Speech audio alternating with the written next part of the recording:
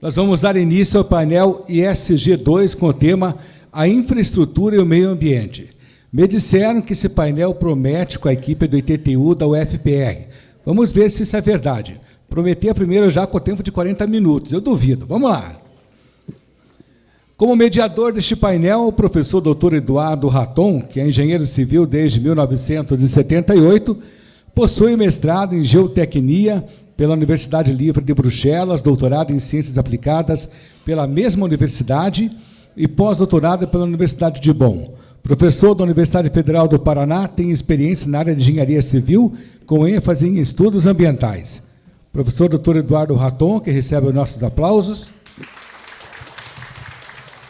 Já o nosso primeiro panelista possui doutorado em geologia pela UFPR, mestrado em agronomia e ciência do solo também pela UFPR, graduado em ciências biológicas e licenciatura em biologia pela PUC do Paraná, assessoria para a tomada de decisões na área de segurança do trabalho, saúde e meio ambiente, alta direção de multinacional de transportes ferroviários e rodoviários no Brasil e Argentina, com mais de 30 mil quilômetros de malha ferroviária da LL América Latina Logística entre 2002 e 2012. Sólido conhecimento em gerenciamento ambiental de obras lineares, sendo rodovias e ferrovias.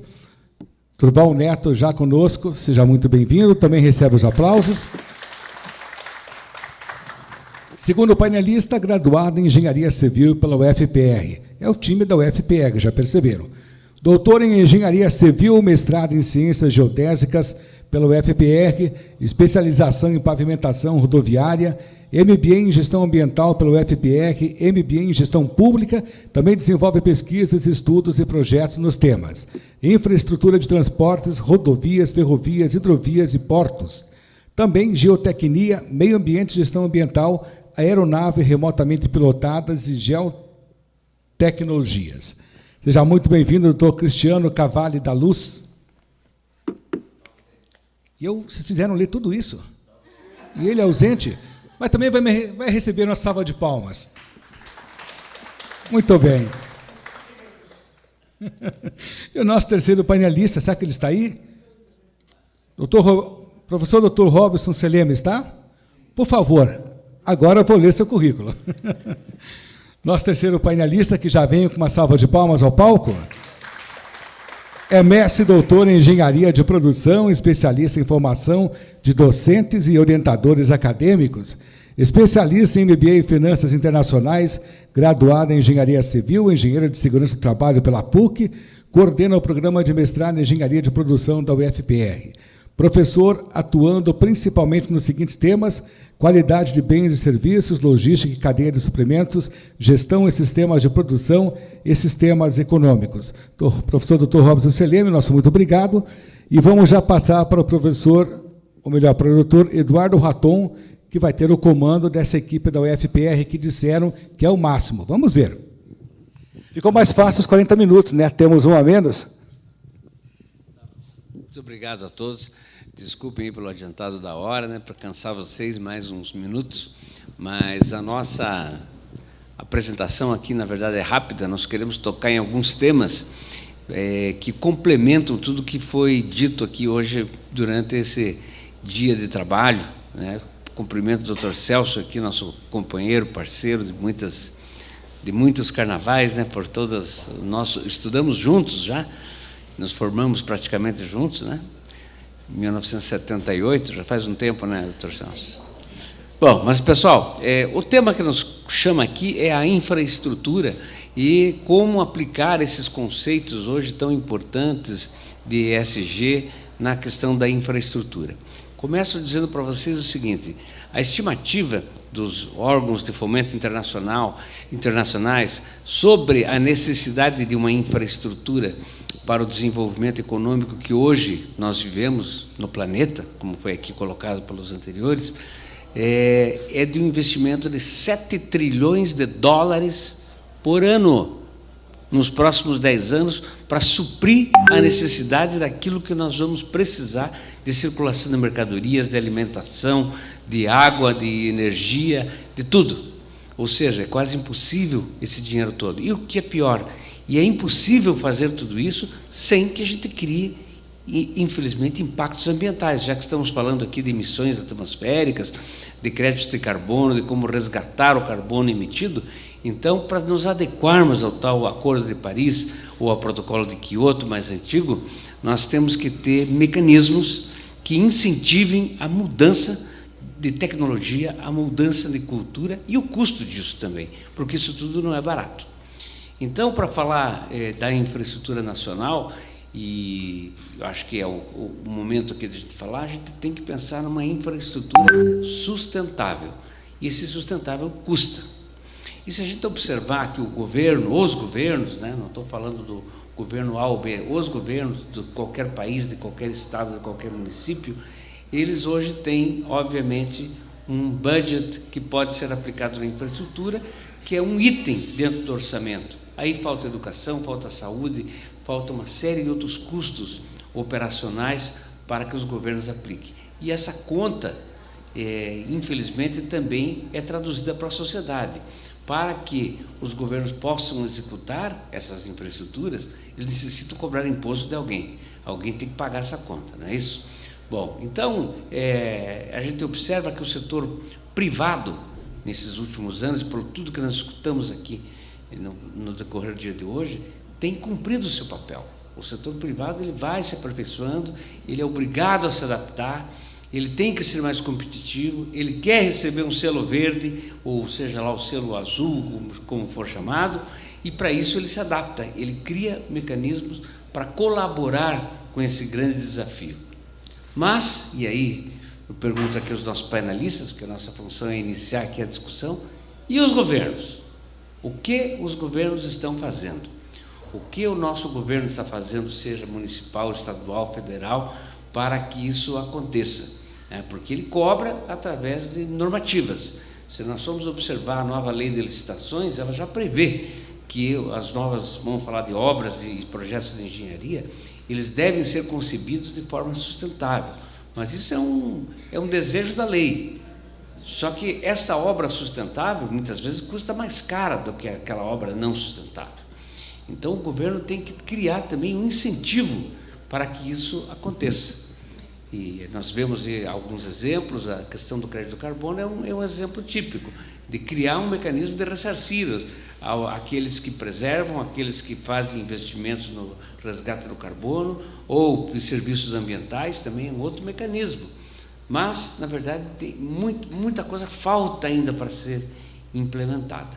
Então, antes de prosseguir, eu gostaria de passar, talvez, ao Durval, para que ele possa fazer uma discussão, depois nós voltamos aqui na conversa. Ok, obrigado, professor. Boa tarde a todos. Eu acho que esse ponto que o professor colocou ele é muito importante, porque nós vemos quem está pagando a conta. A conta que o governo tanto diz que está fomentando o quê? O que eu vejo é o cidadão, através de impostos, pagando a conta. Eu vejo as empresas tendo que investir cada vez mais, e faz parte da sua operação, inclusive. Eu vou dar só um exemplo, bem rápido. Falando de ferrovias, né, que, bem ou mal, foi onde eu passei um longo tempo da minha vida. O melhor tipo de transporte, onde se economiza, ambientalmente ecológica, etc. e tal. Bom, viemos de uma rede ferroviária estatizada, parecia sucateada, um elefante branco. Eu vou dar um único exemplo. As locomotivas, elas têm que ser lavadas. Elas eram lavadas, professor, parava numa oficina, lavava, o óleo caía no chão, ia direto para os córregos e assim por diante. Lembro quando entrei lá em 2002, olha que eu trabalhei para uma companhia que era de um banco, do Grupo Garantia.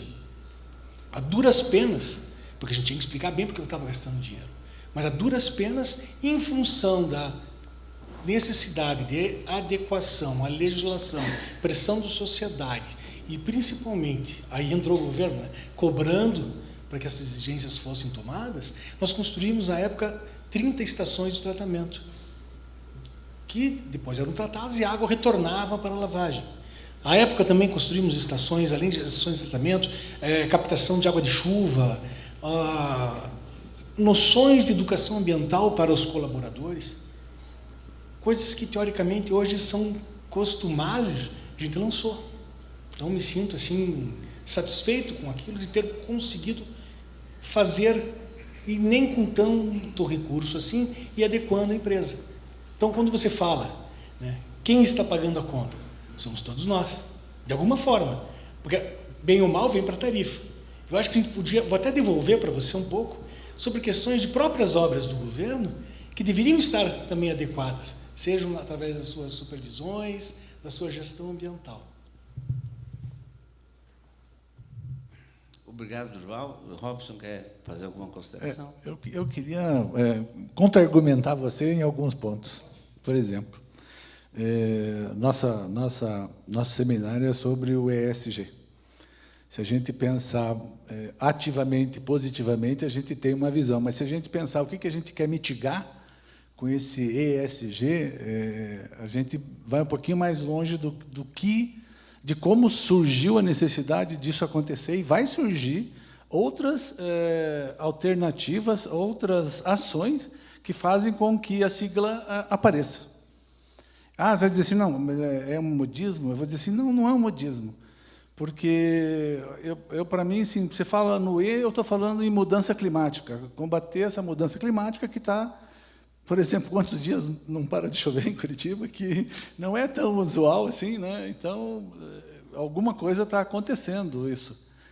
Para aqueles que têm um pouquinho mais de tempo, conseguem acompanhar. Aí, se você pensar no social, o que ele quer com o social? Ele quer que a gente retire essa desigualdade social, essas diferenças que existem na população. E eu já vou completar a pergunta daí. E no de governança, ele quer que a gente faça as coisas de forma ética. Ou ele não quer que as coisas sejam feitas de forma antiética, né? E como é que a gente passa isso para o governo? Que é nós estamos no governo. Se você pensar bem, né, nós somos do Ministério, e nós somos do governo. Como é que o governo vai fazer isso? Eu acho que, nesse momento, a coisa mais essencial é definir a nossa governança, como a governança deve acontecer. Nós temos lá controles de governança, beleza, sim, mas a governança não é só o controle, é quem determina as diretrizes, as metas que a gente tem que cumprir. E o governo só pode exigir a meta se tiver previsto numa instrução normativa, numa lei, num decreto-lei. E isso vai complicando a atuação do governo. Talvez aí o ESG na iniciativa privada tenha um efeito muito mais poderoso frente à sociedade do que o ESG na iniciativa pública. Apesar de que a gente atende lá no ITTI, né, no nosso instituto, se a gente colocar os trabalhos que a gente faz, vou pedir para ele dar um toquezinho lá para a gente. Michael, isso, legal. Eu estou sem o... esses são alguns itens que a gente está trabalhando lá. Pode ir passando. Dá uns 5 segundos para o pessoal acostumar, mais ou menos. 5. Então, esses são alguns exemplos daquilo que a gente trabalha no ITTI e dos resultados que a gente está colocando na sociedade. Certo? Nós somos um órgão auxiliar do setor de tecnologia da Universidade Federal e a gente acredita que a gente tem uma certa obrigação de fazer alguns dessas ações que a sociedade já está considerando. Entendi. Não, mas já acabou, fique tranquilo. Não tem mais nenhum slide ali, justamente pelos 40 que nós já vimos anteriormente, e os outros 20 anteriores, e isso é complicado. E aí eu concordo, sim, nós evoluímos quando a gente não tem capacidade de fazer alguma coisa, a gente coloca para alguém que tem capacidade, né? E a gente vem demonstrando que o Instituto tem capacidade para fazer muita coisa para cumprir as 3 letrinhas. Não é novidade, se vocês lembrarem, alguns aqui vão lembrar, né? Quando saíram as normas ISO, principalmente a 9000, que eles falavam de qualidade, qualidade virou um selo, qualidade virou um carimbo de coisa boa, e, na verdade, a gente sabe que não é verdade isso. Precisou, a partir da ISO 2000, isso acontecer, ou seja, evoluirmos dentro das indústrias para que eles pudessem dizer para a gente que agora sim, olha, a ISO tem a pretensão de dizer que a gente tem uma melhoria de qualidade nas empresas. E eu acho que o ESG, em função das características, não tem condição de se tornar um selo, porque é uma característica específica para cada área, para cada setor, para cada tipo de organização. E isso vai impactar no mercado. Eu vou ser bem assim, cético. Se pegar, né? Porque no Brasil nós temos um estigma aí de que essas ações devem ou não pegar. Eu acredito que devem pegar, porque existe uma contrapartida financeira que o próprio mercado está dizendo, vou te pagar se você for assim. Professor, já falei demais, eu acho que é melhor complementar a ideia do Durval, né? Está ok? Ok, agradeço. Uma coisa do passado, né? Se a gente imaginar que a nossa legislação ambiental começou nos anos 80, né? E começou em função até de uma pressão internacional de se criarem mecanismos de controle ambiental que não havia. Eu mesmo, quando me formei, fazer um projeto de uma estrada é o menor percurso, é uma linha reta. Depois, mas essa linha reta eu vou ter que passar numa floresta, então eu vou ter que desviar, vou ter que criar um caminho alternativo, um estudo daquele que cria menor impacto ambiental, né? Quando a questão inicial era custo e não aspectos ambientais. Hoje isso já mudou. Mas, no entanto, o próprio governo é um que não cumpre, os governos, né, volto a dizer, não cumpre com as suas preocupações ambientais. A política ambiental é muito mais para o privado do que para o público. O público, e tem vários exemplos, a gente presta serviços a entidades públicas, governo federal, estadual, municipal, e a gente vê a dificuldade que é para o ente público cumprir com as exigências ambientais, que também é fiscalizado pelo setor público, e às vezes da mesma esfera, inclusive, né? Nós tivemos lá nos anos 2009, 2010, estava naquela relação aí que o professor Seleme colocou, uma demanda do governo federal, do antigo Ministério dos Transportes, através do DENIT, de que nós fizéssemos o acompanhamento ambiental de 7 pontes em locais muito distantes daqui da nossa capital, que era na divisa do Brasil com a Guiânia, a outra era no Rio Madeira, outra no Rio Araguaia, umas 2 ou 3 no Rio São Francisco, outra no Ceará, outra em Três Lagoas, né, no estado de São Paulo, divisa com Mato Grosso do Sul. Enfim, grandes obras que estavam sendo realizadas pelo DENIT e que o DENIT acabava de ser autuado pelo IBAMA porque não estava cumprindo com as exigências ambientais.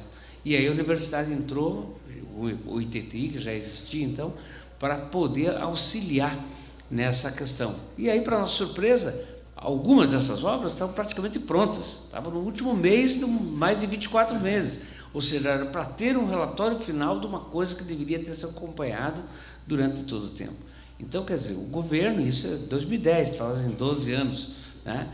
O governo não cumpre com as exigências que ele mesmo estabelece na política ambiental nacional, né, que também impera nos estados. Tivemos também, já que estou falando do DENIT, não estou falando mal do DENIT, eu estou falando das iniciativas que são criadas e depois ficam difíceis de ser cumpridas. Lá pelo ano 2013, 14, também o DENIT nos criou um outro desafio. Alguém disse assim, puxa, qual é a extensão de rodovias federais do Brasil? 72 mil quilômetros de rodovias. Destas, quantas têm licenciamento ambiental? Só as mais recentes. Quanto ficou de passivo para trás? 55 mil quilômetros sem licenciamento. E desses 55 mil, então, escolheram-se uma primeira, que foi a BR-116, do Rio Grande do Sul até o Ceará, para que nós fizéssemos a regularização ambiental dessa rodovia, que já foi construída há mais de 50, 60 anos, alguns trechos, né? E então a universidade apresentou, o ITTI apresentou uma proposta de um programa que foi criado através de uma lei que chama-se PROFAS, Programa de Regularização de Rodovias Federais Ambientalmente Sustentáveis. Então, no fundo, era levantar os passivos ambientais que existiam, que eram muitos, ver a questão de licenciamento para futuras ampliações, de segunda faixa, terceira faixa e coisas dessa natureza, ou mesmo duplicação, parte de inventário florestal, etc. Ter algumas ações de comunicação social e de educação ambiental, enfim, dar uma chancela de que aquelas rodovias estavam enfim, inventariadas para serem aplicados os programas de recuperação ambiental, que eram antigas pedreiras, canteiros de obras, áreas de manutenção, antigas usinas abandonadas no meio do caminho. E aí, no meio desse caminho, acho que durante 2 anos fizemos isso, o governo disse, puxa, vai custar muito caro fazer isso para o Brasil inteiro, para os 55 mil. Esse trecho nosso tinha 3 mil quilômetros, algo assim, né? Porque tirava os trechos concessionários. Então, ele chegou à conclusão que a lei que ele criou, que ele tanto incentivou, ia custar muito caro. E aí abandonou seu programa. Mas a lei não foi cancelada, existe. E nos estados foi feita a mesma coisa, uma cópia da lei federal para que os governos estaduais também fizessem a regularização das suas rodovias estaduais, né, dentro da mesma filosofia. E nenhum estado cumpriu. Nem o estado do Paraná, nem o estado de São Paulo, ninguém. Os poucos que foram feitos foram das rodovias concessionadas, porque aí é o privado que estava lá e foi cobrado, o governo cobrou do privado. É onde tinha dinheiro, né? Onde tinha dinheiro. Então, aí a pergunta que eu lhe fiz é justamente, esse é um dos pontos. Porque o que representa uma rodovia que não tem um processo de licenciamento? A rodovia ela vai continuar ali, as pessoas vão estar transitando. Mas vamos agora pensar um pouquinho mais na questão de segurança do transporte rodoviário, transporte de cargas, transporte das pessoas. Se eu tenho uma rodovia que ela está licenciada, minimamente ela está cumprindo com o mínimo de algumas exigências legais, que são as suas condicionantes específicas que o órgão ambiental coloca em relação a essa rodovia. A questão, principalmente, vamos pegar os passivos, professor, porque passivos ambientais em rodovia podem ser vários, até mesmo questões de erosões. A gente pega agora essa época de chuvas e vamos pegar daqui até março do ano que vem, e assim é sagrado. Minas Gerais, a Bahia, o Rio de Janeiro, temos problemas seríssimos de desabamento de encostas, justamente das rodovias que não têm um processo de licenciamento, diferente de quando eu comecei falando, que a lei do bolso mais fundo, né, que a iniciativa privada cuida. Se pegar artérias aqui, ela tem dezenas de condicionantes ambientais que ela é obrigada a cumprir. E não estou dizendo que está errado, tem que cumprir, tem que fazer. Então, acho que fica um momento de reflexão para nós aqui, porque se a gente está falando de tentar equilibrar, de buscar soluções, e professor Robson, quando o professor pergunta quem é o governo somos nós, né? O governo somos nós e temos uma chance, inclusive, de depositar numa urna o que a gente quer. Então, acho que a gente pode dar a resposta por ali. A vantagem da universidade é isso, né? A gente pode debater e leva a fundo a pesquisa. Inclusive a provocação. Eu vou aproveitar para contar mais uma história. As pessoas mais próximas dizem que eu conto muita história, mas é que a gente vai ficando mais velho, né, Celso? Aí nós temos 60 e poucos anos de história para contar, então, contador de história. Mas teve um outro processo também numa rodovia, e aqui foi falado do Mato Grosso do Sul, e nós, então, tivemos um desafio de uma rodovia que passa no Pantanal, que é BR-262, que tinha, à época, 2013, e num trecho de 260 quilômetros, a partir daqui da Uana, mais ou menos, né, até Corumbá, Miranda até Corumbá, 260 quilômetros, diariamente tinham 50 a 70 atropelamentos de animais todos os dias. Mas não era assim uma cobra, um lagarto, era capivara, anta, onça, tamanduá, e, enfim, causando, inclusive, acidentes, pondo em risco a vida dos próprios condutores dos veículos. Aí foi um programa que foi solicitado para nós investigar e propor soluções. E nessa investigação, então, foi um trabalho muito extenso, muito detalhado, onde nós fizemos durante 2 anos, uma vez por semana, o trajeto desses 240 quilômetros de ida e volta, para identificar os locais onde esses animais eram atropelados, que espécie era atropelada, e para ter uma lógica para entender por que eles eram atropelados. Muito bem, aí se identificaram o que nós chamamos de pontos críticos, ou hotspots, que foram em um total, se não me engano, de 20 e tantos, 21 principais, que eram os que mais ganham. Claro que tinha uma ligação com corredores de fauna, ou com as drenagens, enfim, a gente começou a correlacionar para identificar por que eram aqueles locais. E aí tiveram várias soluções. antes de construir os passagens de fauna, que são obras caras e demoradas e que interrompem o tráfego, muitas vezes, então tentamos outras medidas. Uma foi de fazer um projeto de educação ambiental de conscientização dos motoristas. Então, como tem um pedágio lá na ponte sobre o Rio Paraguai, lá a gente fazia conscientização do pessoal. A outra foi mudar, vejam só que coisa simples, mudar a simbologia do pictograma nas placas de advertência de atropelamento de animais, para colocar os animais do Pantanal, ou tamanduá, anta, capivara, onça. Ficou um ano isso no CONTRAN, no Conselho Nacional de Trânsito, para analisar se poderia mudar, e depois de um ano a resposta foi, não pode mudar. Vocês entenderem. Bom, e aí conseguimos, né, convencer as autoridades a instalar 21 radares, controladores de velocidade, para ver o que acontecia com essa redução da velocidade. Óbvio, houve uma redução da ordem de 50% dos atropelamentos. Ou seja, na verdade, naqueles locais já não aconteciam mais, mas nos outros locais continuava acontecendo. E deu uma redução de 50% do total dos animais atropelados naquela rodovia. E aí, voltando às questões da política pública e da política não ambiental, eu vi na cidade de Corumbá, em alguns comícios, numa eleição lá para governador, o candidato ao governo dizendo, não, eu ser eleito, eu vou retirar esses radares. E retirou. E voltaram a acontecer os atropelamentos, e hoje não tem mais os controladores de velocidade, porque era um compromisso da política, não da política ambiental. É falta de governança. Falta de governança. Na iniciativa pública. Não tem quem detenha essa força para dizer assim, não vai mexer, não pode mexer, não tem que mexer. Faz parte de um plano maior. Aliás, isso se existir um plano maior, né? A gente imagina sempre que existe. Mas a gente não fica só nas estradas, né? Nós trabalhamos nos rios, trabalhamos nos portos, e aí eu vou cutucar quem? Que está com o microfone na mão e tem 60 anos de história, é isso? Então... Acho que a exploração da hidrovia, professor, acho que era um bom tema para a gente falar. A hidrovia do Rio Paraguai foi também um trabalho que o Departamento Aquaviário do DENIT nos solicitou, a Diretoria Aquaviária do DENIT, para estudar o Rio Paraguai, que é um importante corredor de transportes, que nós estudamos, então, 1.300 quilômetros praticamente dessa hidrovia, fizemos o projeto do canal, identificamos os pontos que deveriam ser dragados, etc, etc. E houveram, e aí não falo mal das ONGs, mas de algumas ONGs que são contra o desenvolvimento, houveram discursos impressionantes, do tipo, se dragar o rio, vai secar o Pantanal, por exemplo.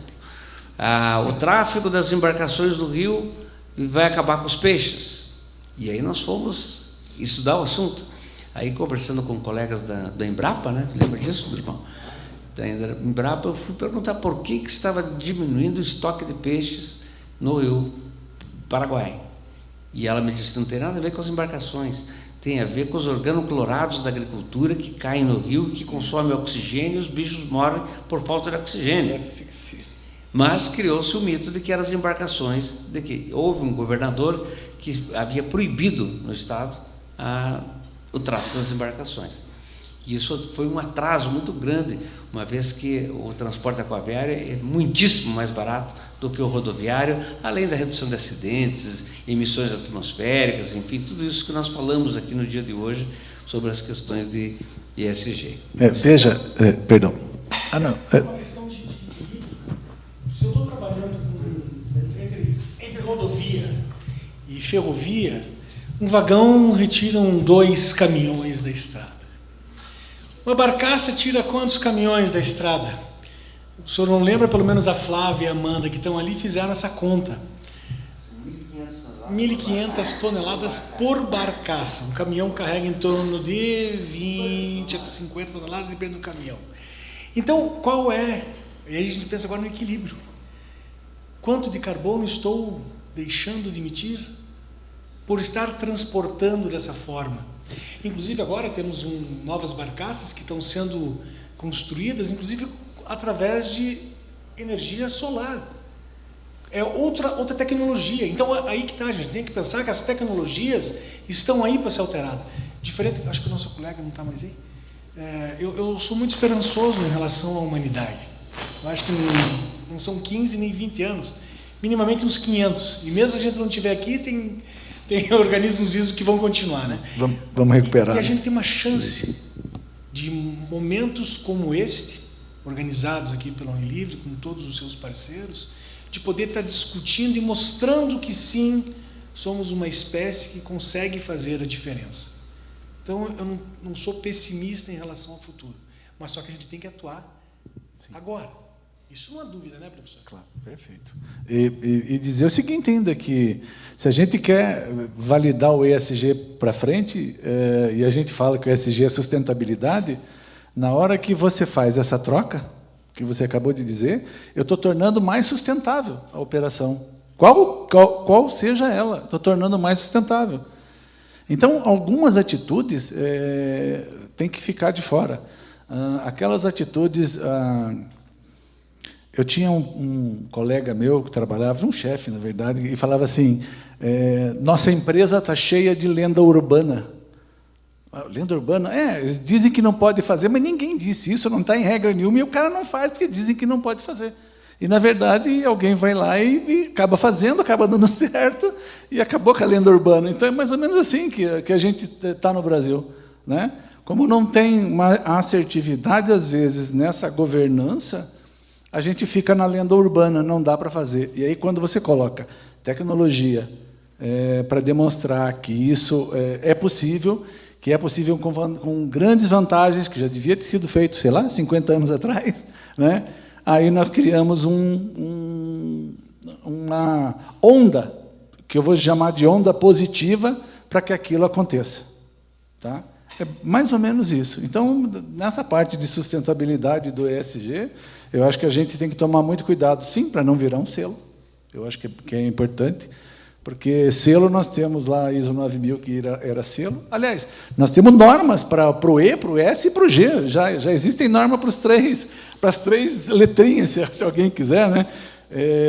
14.001 para ambiental, no NBR, né? Daí NBR 16.001 para social, e saiu agora em 2021 ou 22, acho que foi 21, saiu a ISO 37.000 para relações de governança. Então, a gente já tem um desenho, uma estrutura. Nós temos também, já no mercado, estruturas que trabalham com o ESG. Nós temos softwares de ESG no mercado. Então, já é uma coisa muito bem difundida, muito bem detalhada, que o que resta para a gente é potencializar isso. Não só na iniciativa privada, mas na iniciativa pública. É lógico que nós vamos dar os passinhos que eu imagino que a ISO 9000 deu, né? Aprende com o primeiro erro, aprende com o segundo erro e vai melhorando. Até hoje, as empresas não falam mais em ISO, mas imprimem qualidade nos seus processos, melhoria da qualidade nos seus processos. E assim vai fazendo. Voltando para falar da lei de licitações, já que são diplomas legais que são instaurados, então a nova lei 14.183 de 2021, ela melhorou em alguns aspectos a lei 8666 de 93 e outras alterações posteriores, quando colocou essa questão da sustentabilidade.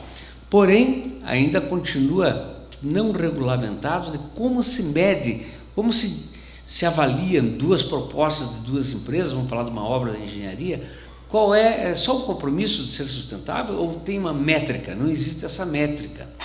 E essa métrica tem a ver com os impactos ambientais. Nós sentimos essa dificuldade no passado e criamos até uma publicação sobre isso, sobre uma metodologia para valorar os impactos ambientais, uma vez que são coisas de difícil comparação.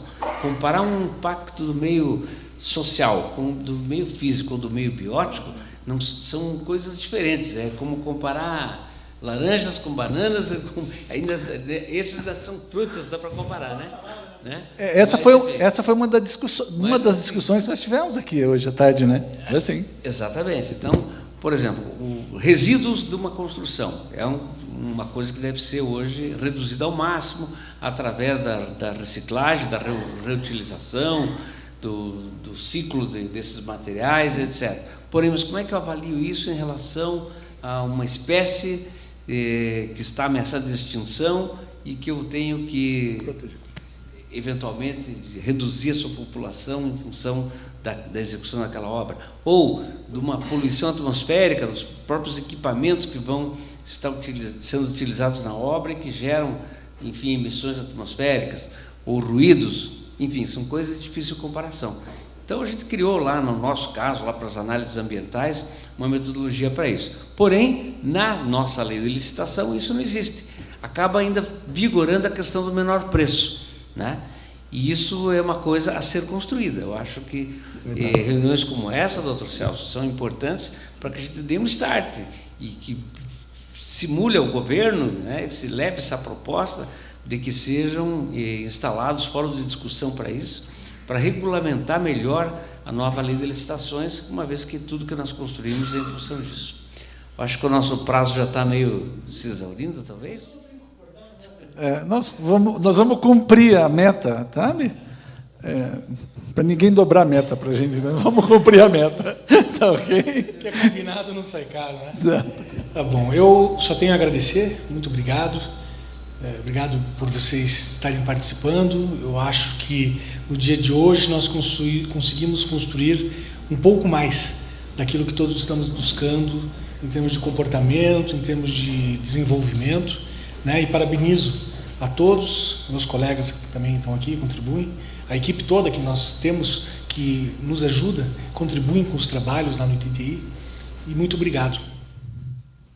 Eu também quero aproveitar, quero agradecer também a paciência e a disponibilidade de ouvir as ideias que a gente tem e dar uma olhadinha nos trabalhos que a gente tem. Quem quiser dar uma olhadinha, parece que eu virei o mercador aqui, né? Mas dá uma olhadinha, pode entrar lá no site de TTI, vocês têm com mais riqueza e mais detalhe os trabalhos que a gente faz lá. Tá ok? Obrigado a todos.